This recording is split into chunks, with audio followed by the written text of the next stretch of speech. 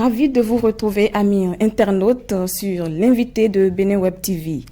Comme vous le savez, en Afrique, le vent de la démocratie n'a soufflé qu'en 1990, suite au sommet de la Boule, avec le fameux discours du président François Mitterrand. Au Bénin, la Conférence nationale des forces vives de la nation a ouvert la voie aux réformes politiques avec l'adoption d'une nouvelle constitution qui a clairement défini les bases et les principes de la démocratie. 30 ans plus tard, que retenir? Qu'est-ce qui n'a pas marché au Bénin après 30 ans de démocratie? Amis internautes, nous parlerons donc du sujet avec le pasteur Michel Alokbo. Il est le secrétaire général du cadre de concertation des confessions religieuses. Alors, bienvenue, pasteur, et merci d'avoir répondu à mon invitation. Merci, Tonti Angèle. C'est un plaisir. Alors, 30 ans de démocratie au Bénin. Vous, en tant que témoin donc de la conférence des forces vives de la nation, quelle différence pouvez-vous établir entre la période révolutionnaire et l'ère démocratique? J'ai vécu la période révolutionnaire. Quand j'étais à Parakou, j'étais greffier et puis j'ai milité au sein de la Révolution comme un agent CDR pour dénoncer les anti-politiciens. Je suis revenu à Cotonou, j'ai milité au sein de ma commune. Il y a eu beaucoup de choses qui se sont faites de façon positive au cours de la Révolution. La Révolution a quand même rassemblé bon nombre de citoyens. Il y a eu la décentralisation, il y a eu une grande mobilisation dans les quartiers. Tous les samedis, il y a le balayage.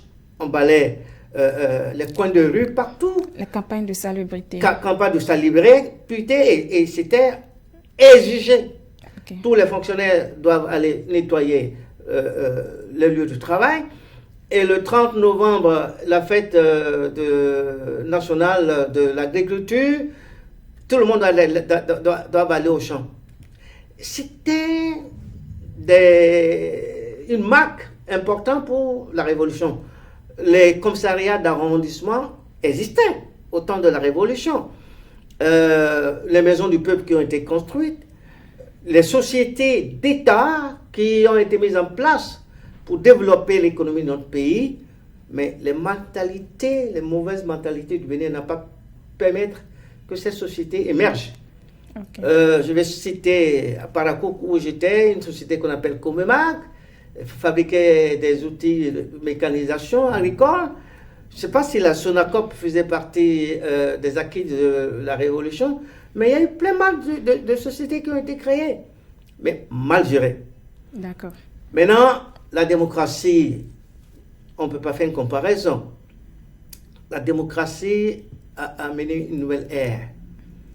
L'ère de la liberté. La liberté.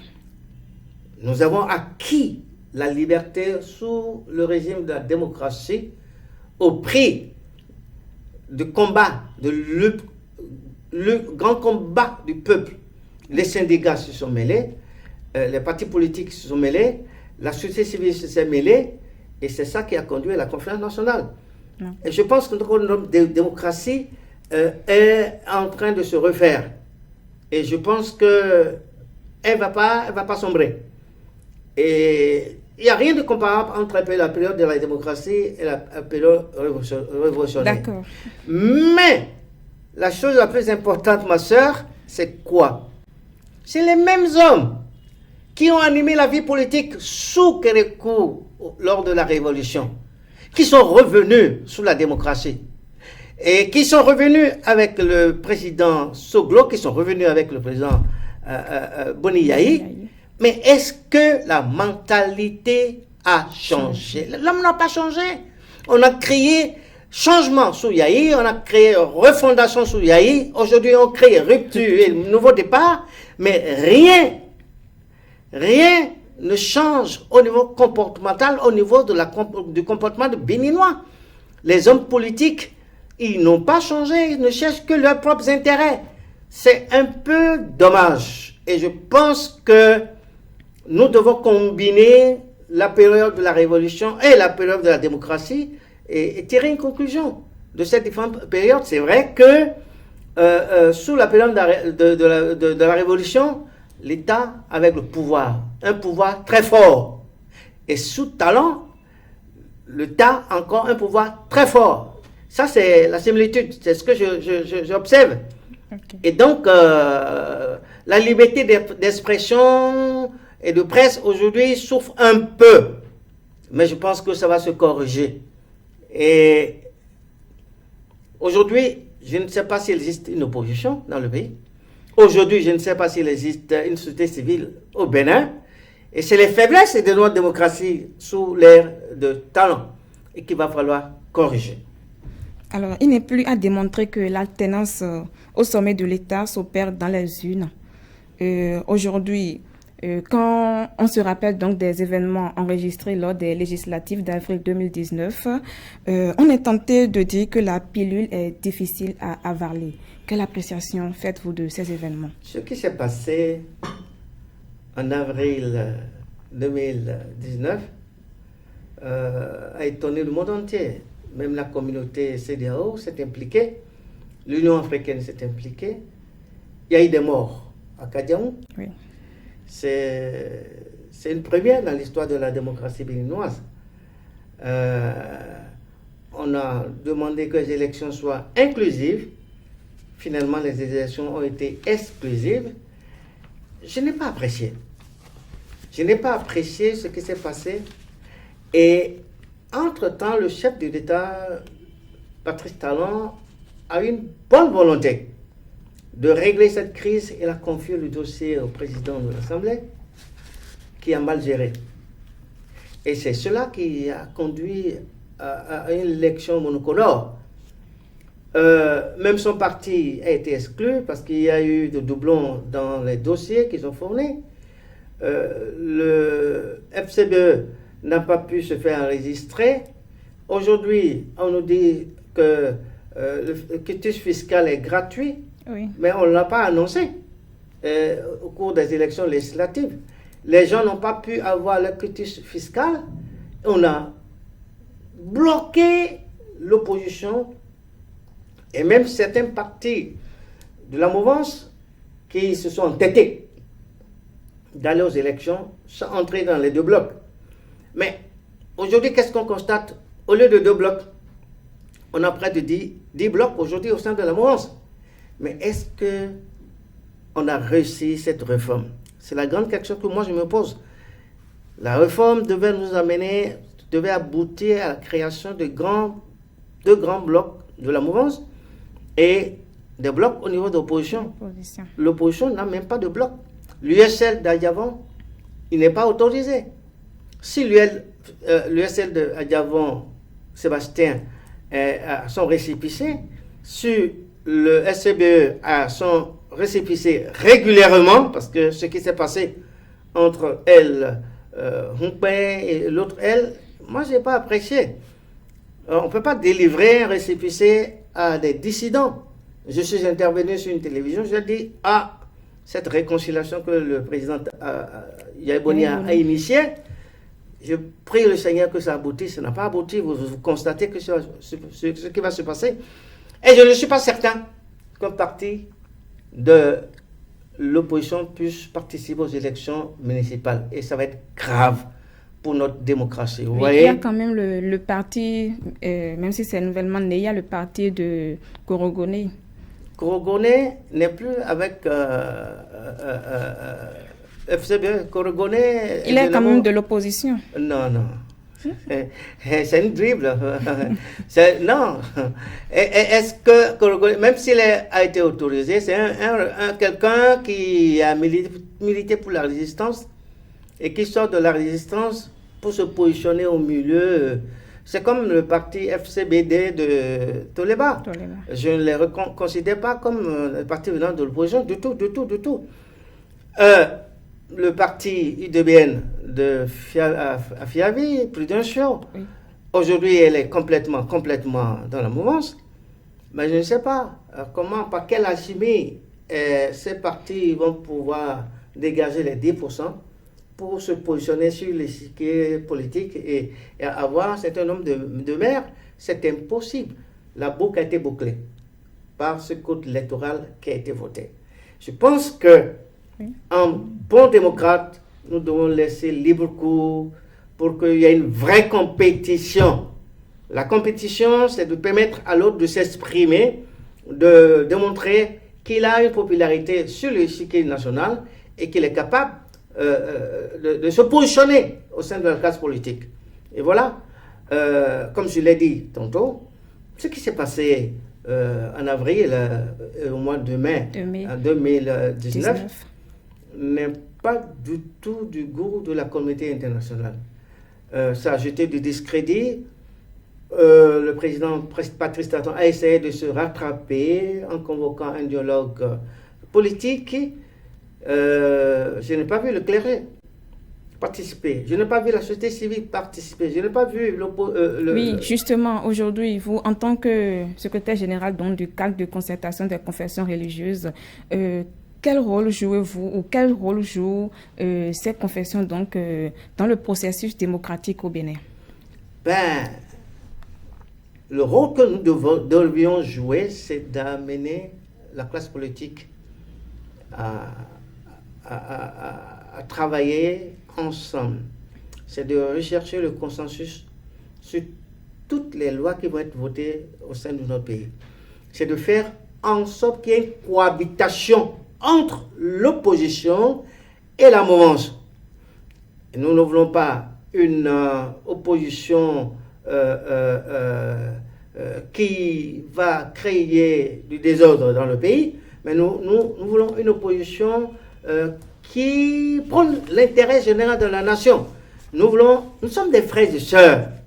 Nous devons dialoguer. C'est le dialogue qui est le plus important. Parce que si on le dialogue apporte la compréhension, le dialogue apporte la vérité, le dialogue permet d'échanger dans l'ensemble sur tous les aspects de la situation sociopolitique qui se pose dans notre pays. Oui. Et nous ne sommes pas là comme dans un processus gagnant-perdant, mais nous sommes là dans un processus gagnant-gagnant. Et car c'est le peuple qui gagne. Au finish, c'est le peuple qui doit gagner, et non un parti politique, et non un gouvernement, et non l'opposition. C'est le peuple qui doit gagner. Alors nous devons travailler dans l'intention de souder l'unité nationale au sein de notre pays, le Bénin. Je pense que le silence du peuple béninois est inquiétant pour moi. Le peuple laisse faire, le peuple ne peut plus se manifester dans les rues parce qu'on n'autorise pas l'opposition à marcher, on n'autorise plus les syndicats à se manifester. Donc on a cloué les syndicats, on a cloué l'opposition. Il n'y a plus cette liberté qu'on a connue sous Kérékou, sous Yahi. Kérékou disait, mais quand on insultait Kérékou, oui, mais pourvu qu'ils vendent leur quotidien. C'est vrai, c'est des dérapages graves au sein de notre démocratie qu'il faut préserver. Je pense que le Bénin et notre démocratie doivent toujours être cités comme un modèle. Ce qui est à corriger, il faut qu'on le corrige. Je ne demande pas une nouvelle convocation de la conférence nationale, puisque le vin est tiré, il faut boire. Mais s'il y a des choses à corriger dans la Constitution qu'on n'a pas pu faire, faute de la présence de l'opposition, dans les années à venir, il va falloir qu'on le fasse pour que nous puissions sauvegarder les acquis de notre démocratie. D'accord, sauvegarder les acquis de la démocratie béninoise. Dites-nous, pour terminer donc cet entretien, est-ce que les Béninois peuvent-ils toujours se bomber le torse en qualifiant donc le Bénin de laboratoire de démocratie? Le Bénin demeure toujours le laboratoire de la démocratie. Vous voyez ce qui se passe, beaucoup de pays viennent se servir de l'exemple de notre démocratie, tant ils viennent consulter les responsables de la Cour constitutionnelle, que ce soit au niveau de la HAC, que ce soit au niveau du Conseil économique et social. Le Bénin, la démocratie béninoise est à vendre. Mais on ne va pas vendre ce qui n'est pas vendable. Les faiblesses que nous notons aujourd'hui au sein de notre démocratie, on ne va pas les vendre. Mais il y a beaucoup de choses très positives que nous pouvons vendre aux autres nations. Je pense que les réformes institutionnelles entamées par Talon par rapport au regroupement des partis politiques, c'est louable. C'est louable. Et je pense que tel que les choses se passent, il n'a qu'à laisser les petits partis se développer, mais ils vont se teindre d'eux-mêmes. Parce que quand ils n'auront plus d'élus, ils vont disparaître de la classe politique. Et c'est en cela que je félicite cette réforme, mais il y a encore beaucoup de choses à corriger. Il faut permettre à ce que l'opposition s'affirme. Il faut permettre à ce que la société civile s'affirme. Cela a commencé sous le président Yahya Boni. Quand on a sorti la société civile de la Sénat, moi, ça fait mal. Et c'est les mêmes personnes qui étaient avec Yahya et qui ont sorti la société civile de la Sénat. C'est les mêmes personnes qui sont encore sous Talon, qui font que les principaux responsables de la société civile sont devenus des politiciens. Ça, c'est ce que moi, je n'ai pas aimé, ça. Soit vous demeurez dans la société civile, continuez de jouer votre rôle de contre-pouvoir pour équilibrer le pouvoir d'État. Et voilà, ils sont tous partis dans le pouvoir. Bon, ils ont des intérêts qu'ils veulent aller défendre au sein du pouvoir actuel. Je pense qu'il faut une nouvelle recomposition de la société civile béninoise, sans quoi notre démocratie va patiner. Voilà ce que je pourrais te dire. Et je pense que notre démocratie est vendable, toujours vendable. Et il y a encore des Béninois qui tiennent le bout du tunnel et qui sont prêts à se battre pour la restauration des acquis de notre démocratie. Et je pense que nul ne peut dire que le Bénin a sombré dans son système démocratique. On est dans une école, on apprend et on apprend toujours. D'accord.